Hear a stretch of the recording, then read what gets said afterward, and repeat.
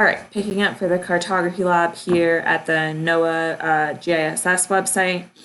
I'm going to enter the period that I want. So cold season, let's do 2000. Oh, not, how many zeros did I add there? 2000 to 2019 compared to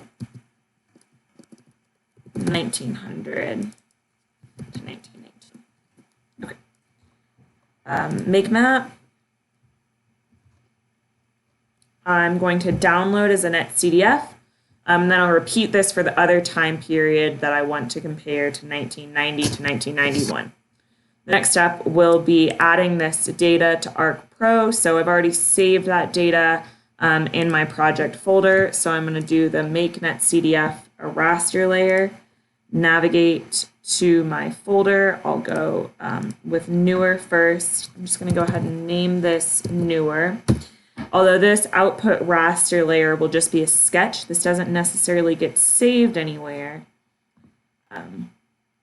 So the first thing that I'm going to want to do is go ahead and export this raster. Okay. And a couple things to look at here. The coordinate system looks good. I don't need to do any geometric transformations. And then I can go ahead and look at the raster size and the pixel type, make sure those are appropriate by going to properties, raster information, so that columns by rows looks right. It is a floating pixel type and the pixel depth is 32-bit. So that looks good. I'll go ahead and save it as an image file. And then I just want to go ahead, and it's telling me I already have something that is saved as that file name. So let's see. I'll just name it newer 2. Okay. And then I'm going to go to settings. All right, so it's resampling by nearest neighbor. This is appropriate for categorical data like land cover, where the numerical value is kind of more of a placeholder for, text like shrubland or something. It isn't appropriate for continuous data like temperature data or digital elevation models, etc. So I want to make sure I resample by either bilinear or cubic. So I'll go with bilinear and go ahead and export that. Okay, now I'm going to repeat this for my older data.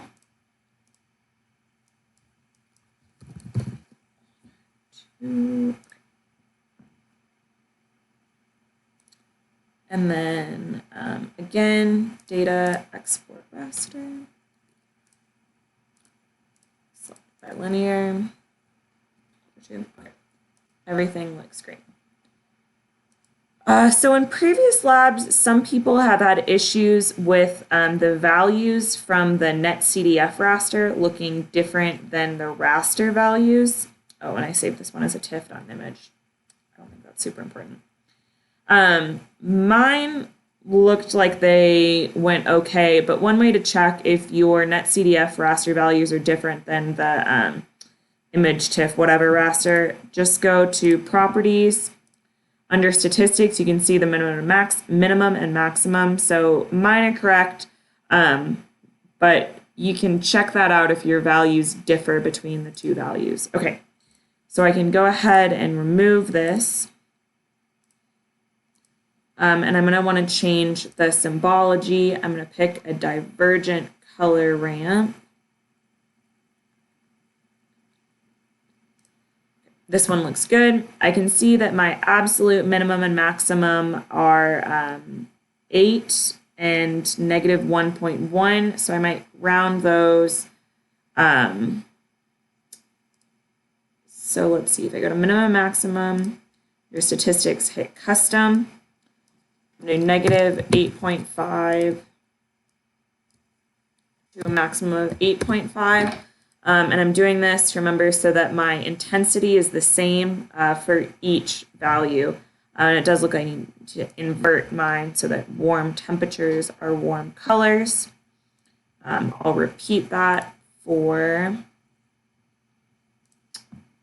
the newer. Find the same color.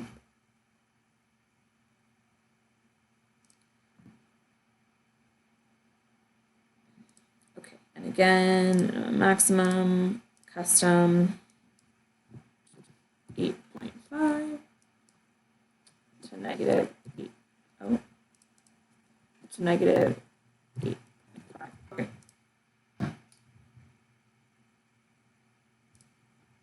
Perfect. And then it does look like, oh, oops, I need to invert this. Okay. It does look like the older is a little bit cooler than the newer, which is what we'd expect.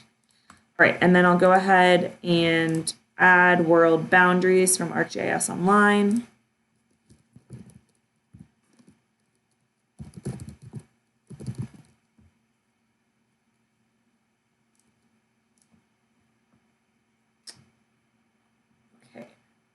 And I'm going to give this a better symbology so that I can see underneath it. Okay, let's see. Change that to a lighter gray. Oh, that's not what I wanted to do.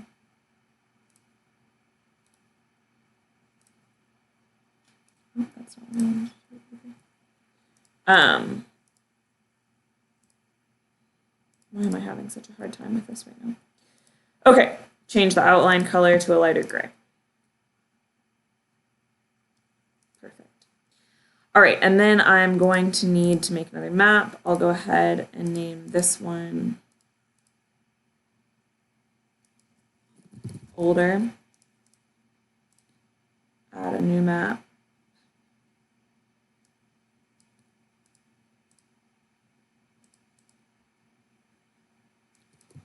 Here, that's newer. Move these, and I'll copy. Oh goodness! I'll copy this over, and then my newer raster. Okay. So this looks kind of funny because I think these are on different, yeah, okay, so these are both, these are very different projections that we have here. This one's very short and flat, and this one is not. So I'm going to want to make sure these are the same projections, or else they'll look a little bit weird when I go to sync my, sync my map layouts. Okay, so coordinate system.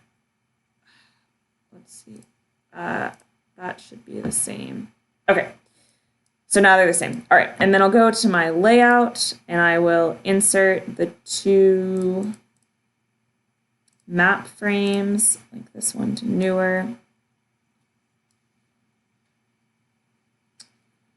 Okay, and then I'll do an older one. My trick for making sure they're the same size is just snapping it to the same size. And then I can go ahead and drag it here below. And it might look good to give these, if this is older, I'm going to go ahead and remove that, to give these some kind of global projection. Well, first I will constraint, I'll lock the length of map, center, and frame. Since there's only two on here, it's automatically going to link to the same thing. So that works out pretty well. Okay. Yeah, so give this some kind of projection. I can do this over here. I'm a fan of the Robinson. You can look for other examples.